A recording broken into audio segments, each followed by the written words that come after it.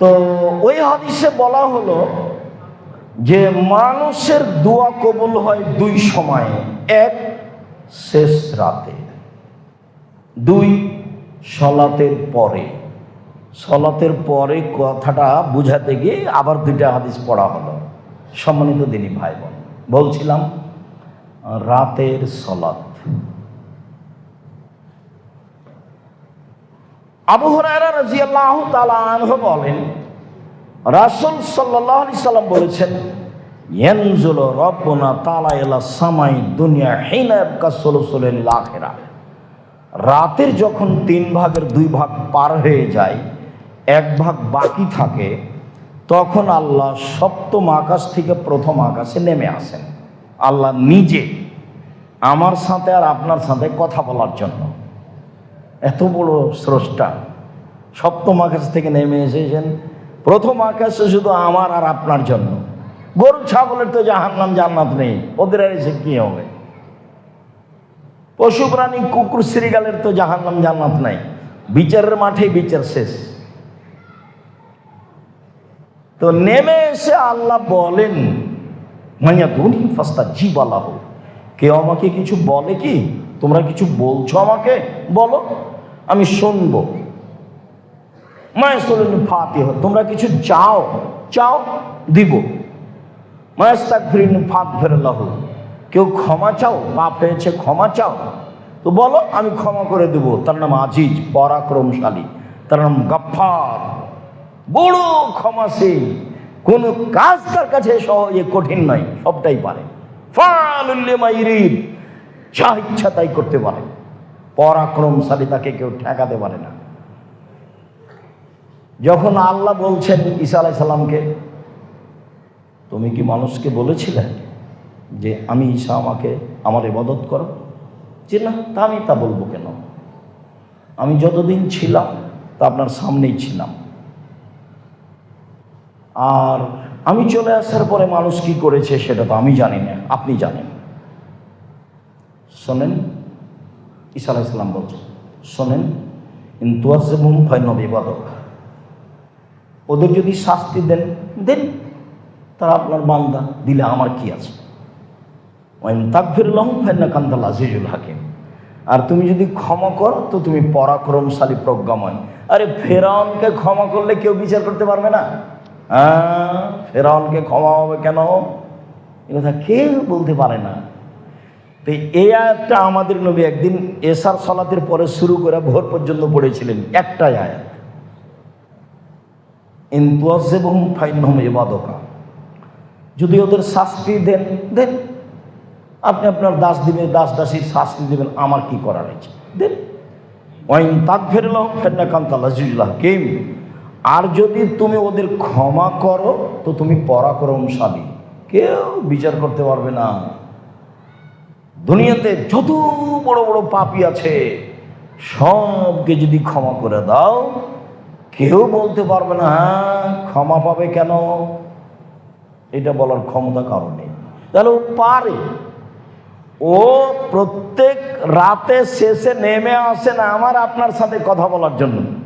তা আমি আর আপনি কত দুর্ভাগ্য, বোকা মানুষ, হতভাগা মানুষ। রাত 2টা পর্যন্ত গল্প করেছি, টিভি দেখেছি, তো রাত 2টায় ঘুমিয়েছি। এখন সব সকাল 6টা 7টায় উঠবে, 8টায় উঠবে, মুখখান ভ্যাংচা ভ্যাংচা থাকবে, মনে হচ্ছে এতে শয়তান পেশাব করেছে মুখে, কানে। মুখখান কেমন কেমন থাকবে, ঘিন ঘিনে, দেখতে খারাপ লাগবে মুখখান, এরকম হবে সকালে। আল্লাহ রাসূল বলছে। তো এসে বলেন, নেমে এসে বলেন, বলো আমি শুনবো, মানে পারে। চাও আমি দিব, মানে পারে। ক্ষমা চাও, ক্ষমা করে দেব, মানে পারে। তো আজিজ পারেই তো, তার নাম হলো আজিজ, পরাক্রমশালী, ঠেকাতে পারেন। তার নাম হলো কাদির, সর্বশক্তিমান।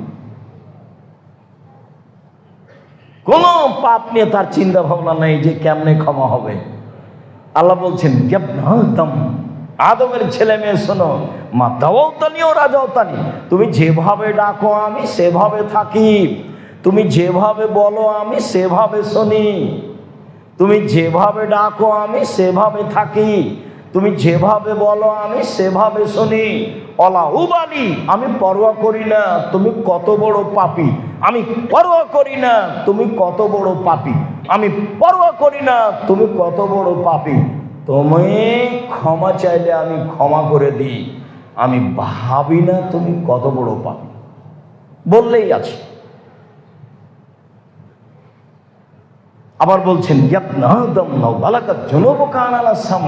আদমের ছেলেমেয়েরা শোনো, তোমার পাপ বেশি হতে হতে হতে যদি আকাশে লেগে যায়, পাপ আর পাপ, এরপরেও যদি আমার কাছে ক্ষমা চাও আমি ক্ষমা করে দিব। আমি পরোয়া করি না তুমি কত বড় পাপী, আমি পরোয়া করি না তুমি কত বড় পাপী। তুমি যেভাবে ডাকো আমি সেভাবে থাকি, তুমি যেভাবে বলো আমি সেভাবে শুনি, তুমি যেভাবে বলো আমি সেভাবে শুনি, আমি পরোয়া করি না তুমি কত বড় পাপী। বিচারের মাঠে আবার আসবেন আমাদের সামনে, আবার বলবেন বিচারের মাঠে এসে বলবেন, আদমের ছেলে মেয়ে শোনো, আজকে তোমরা আকাশ আর জমিন পরিমাণ পাপ নিয়ে এসেছো, পাপ আর পাপ আদমের ছেলে মেয়ে। আমি আল্লাহ তোমাদের সামনে এসেছি, তোমার পাপ যে পরিমাণ সেই পরিমাণ ক্ষমা নিয়ে এসেছি। যেই পরিমাণ পাপ সেই পরিমাণ ক্ষমা, তোমার যেই পরিমাণ পাপ সেই পরিমাণ আমার ক্ষমা, যেই পরিমাণ তোমার পাপ সেই পরিমাণ আমার ক্ষমা। তোমার পাপ যত ক্ষমা তত, পাপ যত ক্ষমা তত, যদি শিরক না থাকে। এইটা হলো কঠিন। বাংলাদেশের ছেলে মেয়ে তো স্কুলে গিয়েই বলে, ও কালিমা তোমার আকাশ, ও কালিমা তোমার বাতাস। তো ওর জন্মই তো শিরক, ওর ভিত্তি শিরক, ওর চলাফেরা শিরক, ওর পড়াশোনা শিরক। যার জন্য আপনার বিদ্যাকে আমি কোনোদিন মেনে নিতে পারিনি, আপনাকে আমি কোনোদিন স্বীকৃতি দিইনি। আপনি কি মনে করেন সেটা আমি বলতে পারি না। তবে 90 সাল থেকে আপনাকে আর আপনার ছেলেকে আপনার মেয়েকে আমি হিসাবে নিয়ে আসিনি। কেননা কি বিদ্যা শেখাতে হবে সেটা তো আপনি ভাবতেই পারেননি। আপনার ছেলের মেধা ভালো, তাই ম্যাট্রিক পরীক্ষার সময় 3টে প্রাইভেট মাস্টার দিয়েছেন, আর বিশ্ববিদ্যালয়ে ভর্তি হবে তখন সাবজেক্ট পড়তে একটা দিয়েছেন। তা আপনি তো ভালোই কাজ করেছেন, ভালো কথা। তো বড় ডাক্তার হওয়ার পরে ও ওষুধ লেখা ওই কোম্পানি, যে কোম্পানি তাকে টাকা দিয়েছে, তো টাকাটা আপনার কি হলো? তাই লস হলো না? এ তো চাঁপাইনবাবগঞ্জের ভাষাতে আমও গেল, ছালাও গেল, কাঁদতে কাঁদতে 2 চোখও গেল। ওকে আপনি মানুষ করলেন কেন? আর ও সারাদিন বলে প্রত্যেক দিন স্কুলে, ওমা তোমার আকাশ, ওমা তোমার বাতাস। তো জাতি তো জাহান্নামে চলেই গেছে, কি দিয়ে বাঁচবে? শিরক মুক্ত হলে।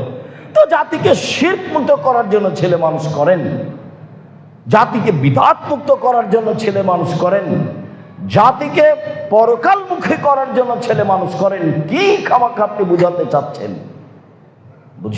বুঝে না ওরা, অন্তর আছে বুঝে না, দেখেও দেখে না ওরা, চক্ষু আছে দেখে না, শোনেও শোনে না ওরা, কান আছে শোনে না।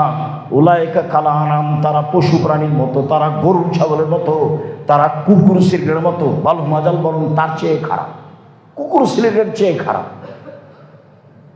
কিভাবে আপনার ছেলে মেয়ে এটা মেনে নিল, জাতি মেনে নিল? আরে ঠাকুর জাতির শত্রু, ঠাকুর বাঙালিদের শত্রু, ঠাকুর মুসলমানের শত্রু, ঠাকুর ঢাকা বিশ্ববিদ্যালয়ের শত্রু। যেদিন ভারত, বাংলাদেশ, পাকিস্তানের মুসলমান ইংরেজদের হাতে নির্যাতিত, সেদিন ঠাকুর লন্ডনে মুচ পাকায়। আর ঠাকুরের কথা আমার দেশে চলে? আমার ছেলে মেয়ে ঘুম থেকে উঠে বলে, ও কালিমা তোমার আকাশ, ও কালিমা তোমার বাতাস। তখন এই জাতি শিক্ষিত। ভুল হিসাব কিছু করতে না পারলে পরকালে উঠে, ভোর রাত্রে উঠে আল্লাহকে বলেন, কিভাবে তুমি ঠেকাবা? পারো।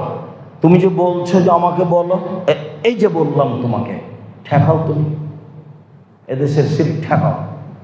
কিভাবে ঠেকাবা? ঠেকাও। সম্ভব আমার ছেলেকে দিয়ে ঠেকাও, ঠেকাও। যদি কারো ছেলেকে দিয়ে ঠেকানো সম্ভব হয়, ঠেকাও। তুমি তো পারো, তোমার নাম আজিজ, তুমি তো পারো, এটা করে দাও না। এদেশের ছেলে মেয়ে ঘুম থেকে উঠে গিয়ে কেন বলবে যে কালিমা তোমার আকাশ, কালিমা তোমার বাতাস, কালিমার বাপের বাতাস? অবাক কথা। কি করে এই জাতি বলে যে আমি শিক্ষিত, আমি ইঞ্জিনিয়ার, আমি উমুক তুমুক, আমার ছেলে এই? খালি দেখেন না রাস্তাঘাটে, দেখেন একজন মা আর একজন মায়ের সাথে এমন গল্প করছে, আমার ছেলে ইঞ্জিনিয়ার, আমার ছেলে বড় ডাক্তার, আমার ছেলে লন্ডনে থাকে, আমেরিকায় থাকে, সিটিজেন পেয়ে গেল, তার গল্প।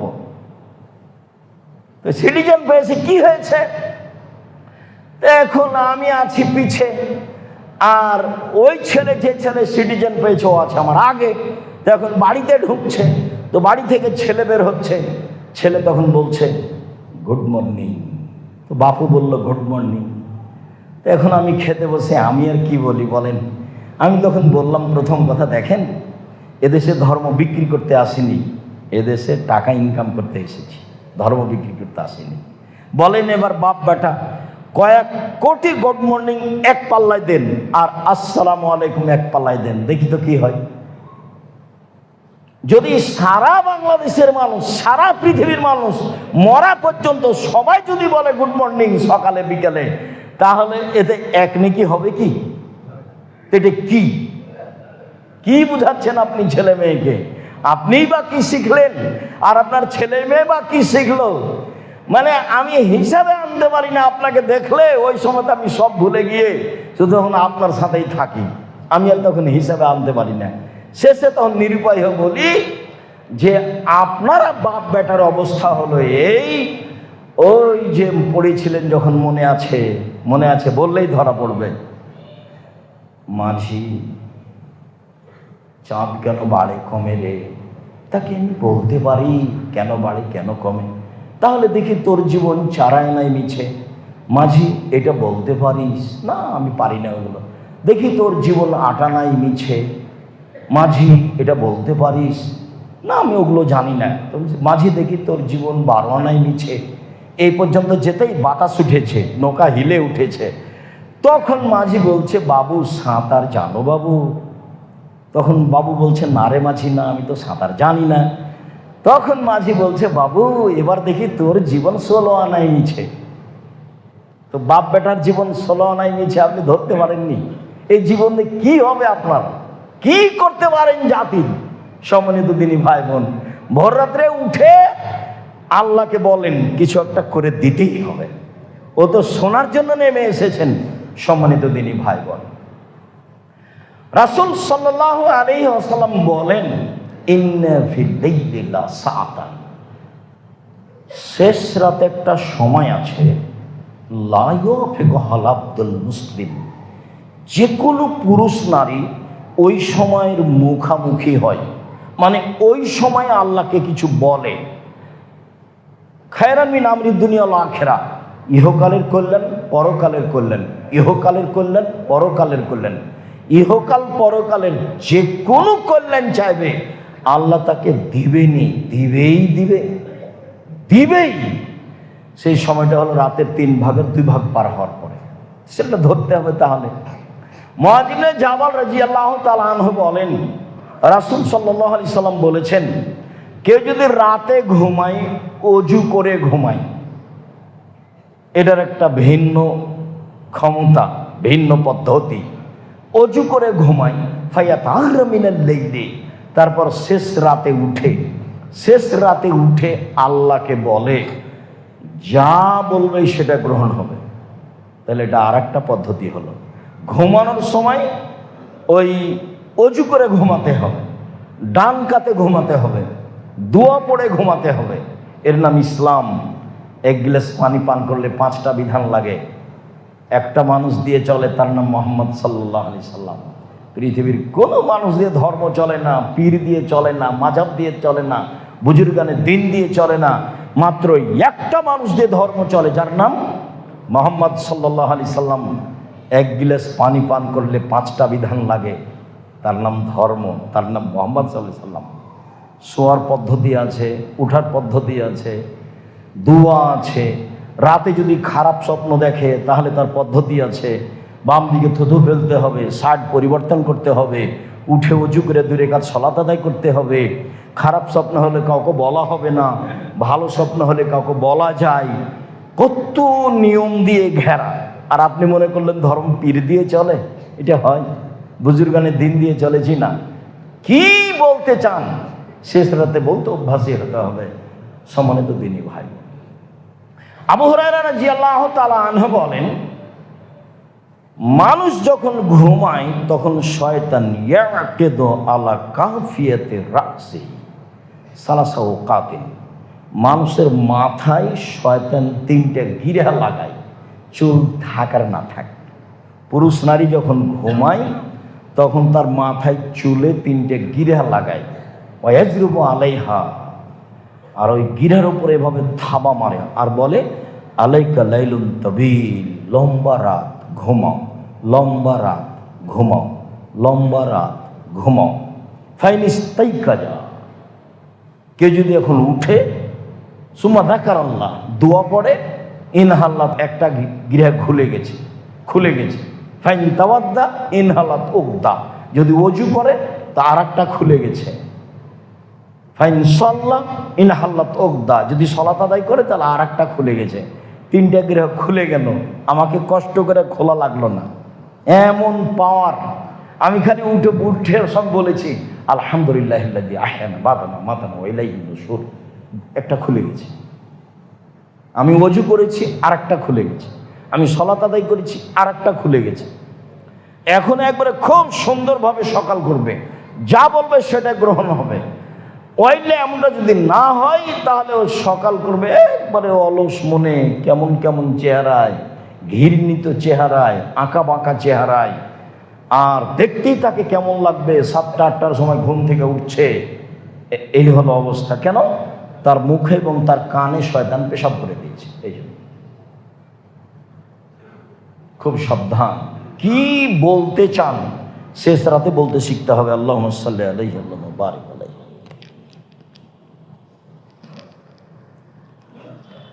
আলহামদুলিল্লাহ ওয়াহদা ওয়াসসালাতু ওয়াসসালামু আলা মান লা নাবিয়্যা বাদা। আব্দুল্লাহ ইবনে আমর বলেন, রাসূল সাল্লাল্লাহু আলাইহি ওয়াসাল্লাম বলেছেন, মান কামা বিআশরি আয়াত লাম ইউকতাব মিনাল গাফিলিন, কেউ যদি রাতে 10 আয়াত পড়ে, মাত্র 10 আয়াত, তাহলে ও গাফেল এইটার থাকবে না, গাফেলদের মধ্য থেকে নামটা কেটে দেওয়া হবে, অলসদের মধ্যে থেকে নামটা কেটে দেওয়া হবে যদি 10 আয়াত পড়ে। ওমান কামা বিমিআয়া কুতিবা মিনাল কানিতিন, যদি 100 আয়াত পড়ে রাতে সলাতে বা এমনিতেই, তাহলে তার নামটা চলে আসবে যারা ভালো পরহেজগার তাদের তালিকায়, যারা পরহেজগার। ওমান কামা বিআলফি আয়া, কেউ যদি রাতে 1000 আয়াত পড়ে, কুতিবা মিনাল মুকান্তিরিন, তাহলে দুনিয়াতে সর্বোচ্চ ইবাদতকারী যারা তাদের তালিকায় নাম চলে আসবে। বুঝা গেল না? কেউ যদি রাতে উঠে 10 আয়াত পড়ে সালাত শেষ করেছে, 10 আয়াত, তাহলে ওর নামটা গাফেলদের মধ্যে থাকবে না, অলসদের থেকে নামটা কেটে দেওয়া হবে। যারা রাতে ইবাদত করে তাদের লিখে দেওয়া হবে সাথে। 2, কেউ যদি রাতে 100 আয়াত পড়ে, তাহলে যারা পরহেজগার মানুষ তাদের তালিকায় নামটা চলে আসবে, যারা পরহেজগার পুরুষ নারী। 3, যারা রাতে 1000 আয়াত পড়ে তারা পৃথিবীতে সর্বোচ্চ ইবাদতের অধিকারী যারা, তাদের তালিকায় চলে আসবে না। যারা 10 আয়াত পড়ে তাদের নামটা গাফেলদের তালিকা থেকে কেটে দেওয়া হবে। যারা 1 আয়াত পড়ে তাদের নামটা পরহেজগার মানুষের তালিকায় লিখে দেওয়া হবে। যারা 1000 আয়াত পড়ে তাদের নামটা হবে সর্বোচ্চ পরহেজগারদের তালিকায়। আবু হুরায়রা রাদিয়াল্লাহু তাআলা আনহু বলেন, রাসূল সাল্লাল্লাহু আলাইহি সাল্লাম বলেছেন, মান আইকা জাহালাহু, রাতে যদি কেউ তার স্ত্রীকে জাগায়, ফাসাল্লায়া জামিয়ান, দুইজন মিলে একসাথে 2 রাকাত সালাত আদায় করে বা ভিন্ন ভিন্ন ভাবে 2 রাকাত সালাত আদায় করে, তো কুতিবা মিনাজ যাকিরিন ওয়াজ যাকিরাত, তাহলে তার নামটা ওই তালিকায় চলে আসবে যারা আল্লাহকে নিয়মিত ডাকে। বোঝা যায় না মনে হয়? যারা আল্লাহকে রাতে ডাকে, দিনে ডাকে, যারা আল্লাহকে রাতে ডাকে, দিনে ডাকে, ওদের একটা তালিকা আছে। তো একটা মানুষ যদি রাতে তার স্ত্রীকে ঘুম থেকে উঠায় দিয়ে দুইজন মিলে মাত্র 2 রাকাত সালাত আদায় করে, তাহলে এদের স্বামী স্ত্রীর নামটা ওই তালিকায় লিখে দেওয়া হবে যারা আল্লাহকে ডাকে। আয়েশা রাদিয়াল্লাহু তাআলা আনহা বলেন, কানা নবী সাল্লাল্লাহু আলাইহি ওয়াসাল্লাম ইসাল্লি ফিমা বাইনা ইফরাগ মিন সালাতিল ইসা ইলাল ফজর 11 রাকাত। আল্লাহর নবী এশার সালাতের পর থেকে নিয়ে ফজরের আযান পর্যন্ত সময়ে 11 রাকাত সালাত আদায় করতেন। ইসাল্লামু মিন কুল্লি রাকাতাইন, 2 রাকাত পড়ে সালাম ফিরতেন, 2 রাকাত পড়ে সালাম ফিরতেন। ওয়া ইসাল্লি বিরাকাতিন ওয়াহিদা, ইউতরা বিরাকাতিন ওয়াহিদা, আর 1 রাকাত বিতর পড়তেন। এটা হলো তার স্বাভাবিক জীবন, এটা হলো তার স্বাভাবিক জীবন। 8 রাকাত তাহাজ্জুদ, 1 রাকাত বিতর, এটা হলো স্বাভাবিক জীবন। মাঝে মধ্যে 3 রাকাত। সম্মানিত দিনী ভাই বোন, আমরা নিচে নামতে নামতে 2 রাকাতে আছি। অন্তত যদি মানুষ রাতে 2 রাকাত সালাত আদায় করে আল্লাহকে ডাকার আশায়, তাহলে ওদের নামটা যারা আল্লাহকে ডাকে তাদের তালিকায় চলে আসবে। আব্দুল্লাহ ইবনে আব্বাস রাদিয়াল্লাহু তাআলা আনহু বলেন, রাসূল সাল্লাল্লাহু আলাইহি ওয়াসাল্লাম তার বিবরণ তিনি নিজে দিচ্ছেন যে কুনতু লাইলাতান ইন দ্য মাইমুনাতা, ইন দ্য খালাতি মাইমুনাতা। একদা আমি আমার খালা মাইমুনার ঘরে ছিলাম। আমি ছোট ছেলে, আমার খালা মাইমুনার ঘরে আমি আছি রাতে। তাকদীর বশত নবী ও মাহা, সেদিন আল্লাহর নবীও আমার খালার কাছে আছেন। আমার খালা মাইমুনা, তো আমার খালার কাছে আমি গেছি। আমি ছোট ছেলে, আমি বিছানায় শুয়ে আছি আড়াআড়ি। সেদিন দেখলাম যে আল্লাহর নবীও আমার খালার কাছে আছেন। ফাতাহাদ্দাসা মাহা সাআতান, দেখলাম তিনি আমার খালার সাথে কিছুক্ষণ কথা বললেন ঘুমানোর পূর্বে। কি বললেন তা তিনি উল্লেখ করেননি। বলছেন যে আমার খালার সাথে তিনি কিছুক্ষণ কথা বললেন, সুমা রাকাতা, তারপর তিনি ঘুমিয়ে গেলেন। ফালাম্মা কানা সুলুসুল লাইলিল আখিরা, যখন রাতের 3 ভাগের 2 ভাগ পার হলো, কাদা, দেখলাম তিনি উঠে বসলেন। আমি বয়স কম হলে কি হবে, আমার বুদ্ধির অভাব নাই, আমি লক্ষ্য করছি তিনি কি করেন। সারা রাত পরীক্ষা করছি আমি, তিনি কি করেন। আজকে তো বিশাল ব্যাপার। তাকদীর বশত আমি আমার খালার কাছে আছি। সেই দিন দেখি মুহাম্মদ সাল্লাল্লাহু আলাইহি ওয়াসাল্লাম আমার খালার কাছে, দেখি আজ কি হয়। তো দেখলাম তিনি সন্ধ্যা রাতে আমার খালার সাথে কিছুক্ষণ কথা বললেন, তারপরে ঘুমিয়ে গেলেন। ঘুম থেকে উঠলেন রাতের 3 ভাগের 2 ভাগ পার হওয়ার পরে। তারপরে তিনি আকাশের দিকে লক্ষ্য করলেন। ফানাজারা ইলাস সামা, তিনি আকাশের দিকে লক্ষ্য করলেন। তিনি বললেন, ইন্না ফি খালকিস সামাওয়াতি ওয়াল আরদ ওয়া ইখতিলাফিল লাইলি ওয়ান নাহার লায়াতিন লিউলিল আলবাব, নিশ্চয় আসমান জমিনের সৃষ্টিতে জ্ঞানী ব্যক্তিদের জন্য নিদর্শন রয়েছে। আল্লাযীনা ইয়াযকুরুল্লাহা কিয়ামান ওয়া কুউদান, যারা আল্লাহকে ডাকে বসে, শুয়ে, দাঁড়িয়ে, দাঁড়িয়ে, বসে, শুয়ে, যারা আল্লাহকে ডাকে তাদের জন্য আসমান জমিনে আল্লাহর নিদর্শন রয়েছে। এবং বলে, রব্বানা মা খালাকতা হাযা বাতিলান সুবহানাকা ফাকিনা আযাবান নার, হে আমার প্রতিপালক, আসমান জমিনকে তুমি অনর্থক সৃষ্টি করনি, তুমি আমাদেরকে জাহান্নাম থেকে বাঁচাও। রব্বানা ইন্নাকা মান তুদখিলিন নার ফাকাদ আখযাইতাহু ওয়া লিয যালিমিনা মিন আনসার, হে আল্লাহ, তুমি যাকে জাহান্নামে দিলে তাকে অপমান করলে, তার সহযোগী কেউ নেই।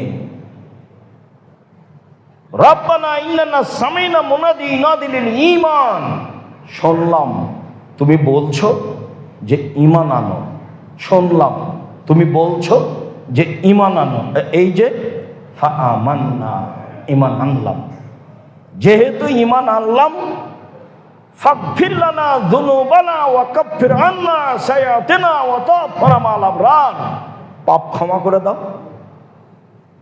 ভালো মানুষের মধ্যে মরণ দাও, পাপ মিটিয়ে দাও, পাপ ক্ষমা করে দাও, পাপ মিটিয়ে দাও, আর ভালো মানুষের সাথে মরণ দাও।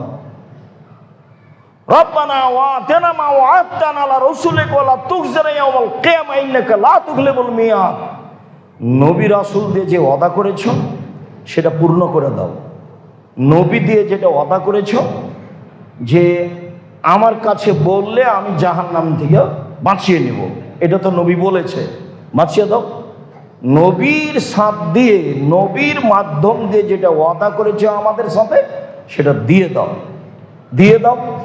ইন্নাকা লা তুখলিফুল মিয়াদ, তুমি তো ওয়াদা ভঙ্গ করো না, তুমি তো ওয়াদা ভঙ্গ করো না। খুব চাপ দিয়ে বলতে হবে, রাতে খুব চাপ দিয়ে বলতে, এটা করে দিতে হবে। সকাল হওয়ার সুযোগ নেই, সকাল হওয়ার আগেই করে দিতে হবে। আমার ছেলে মেয়েকে এইটা করে দিতে হবে, জমি জায়গা আমার এইটা করে দিতে হবে। এই যে দেখেন না বলছে, ঘুম থেকে উঠেই এগুলো বলছেন, বলতে বলতে এক পর্যায়ে বলছেন, হ্যাঁ শুনলাম তুমি তো বললে যে তোমাকে মেনে নিতে হবে, নিলাম। হ্যাঁ শুনলাম তুমি তো বললে যে তোমাকে মেনে নিতে হবে, নিলাম।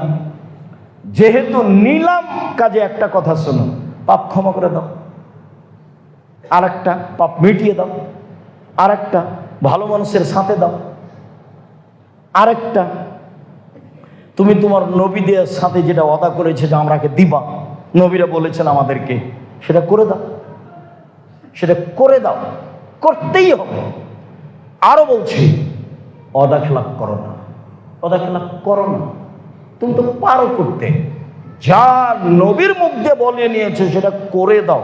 তা আপনি ঘুমিয়ে আছেন, কে বলবে এগুলো বলেন তো দেখি, কে বলবে?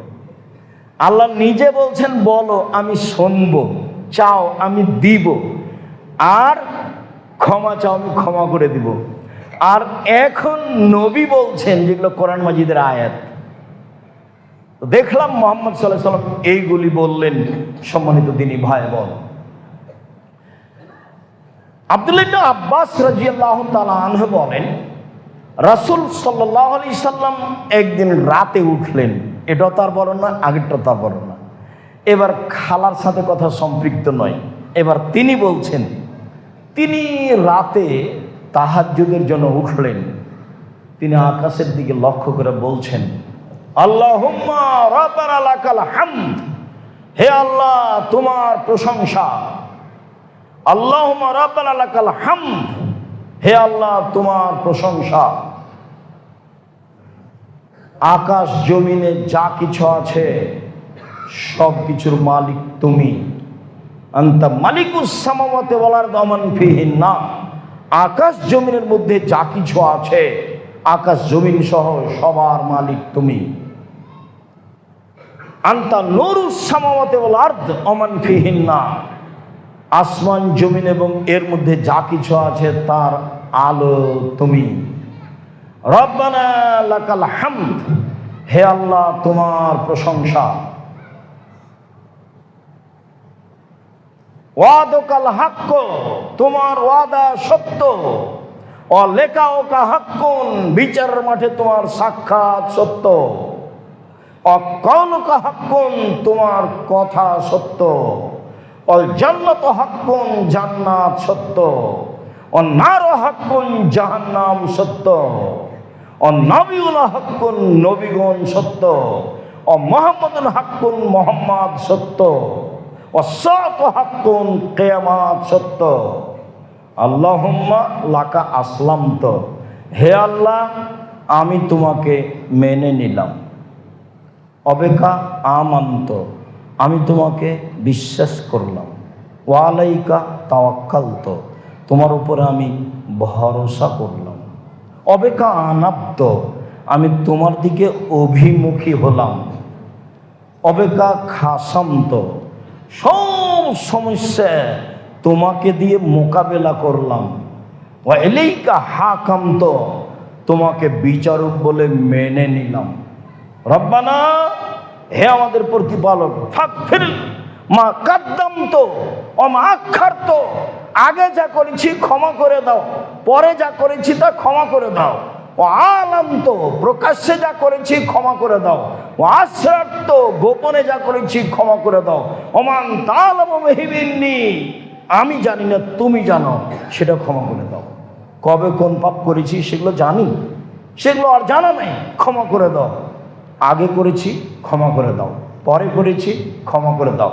প্রকাশ্যে করেছি, ক্ষমা করে দাও। গোপনে করেছি, ক্ষমা করে দাও। যা বললাম বললাম, আমি জানি না তুমি জানো, সেটাও করে দাও। আনতাল মুকাদ্দিম, তুমি আগে থেকে আছো। আনতাল মুআক্খির, তুমি পরেও থাকবা। আনতাল মুকাদ্দিম, তুমি পিছনের লোককে সামনে করতে পারো। আনতাল মুআক্খির, তুমি সামনের লোককে পিছনে করতে পারো, তুমি এটা পারো। আনতাল মুকাদ্দিম ওয়া আনতাল মুআক্খির, লা ইলাহা ইল্লা আনতা ওয়া লা ইলাহা গায়রুকা, তুমি ছাড়া কোনো মাবুদ নেই, সত্য সত্যই তুমি, সত্যই মাবুদ। আল্লাহ নবী এগুলো বললেন। লম্বা হয়ে গেল।